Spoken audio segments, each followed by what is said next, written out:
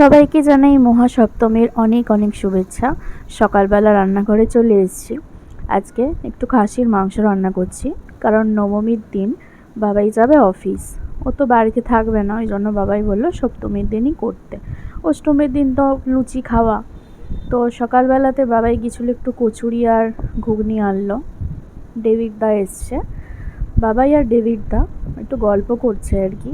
আমিও সকালের টিফিনে কচুরি খেলাম। ওইদিকে আমার মাংসটা একদম কষানো হয়ে গেছে, এবারে আমি কুকারে দিয়ে দিলাম।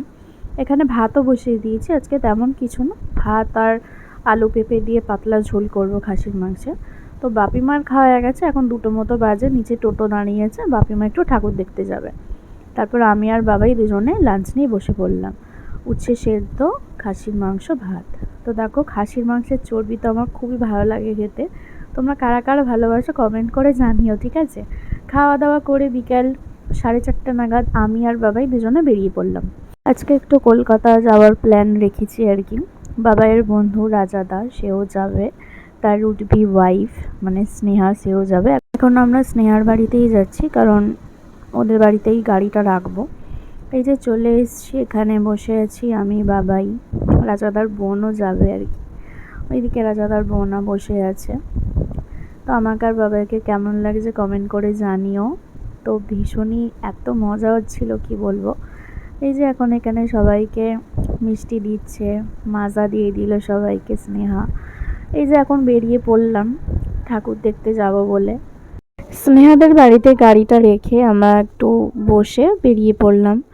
তো অনেকটাই হেঁটে হেঁটে 1-2টো ঠাকুর দেখলাম, তারপর ফেরিঘাটে চলে যাচ্ছি, ওখান থেকে লঞ্চে করে ফেরিতলাতে যাচ্ছি। তো দেখো এত সুন্দর এই প্যান্ডেলটা করেছে, খুবই সুন্দর।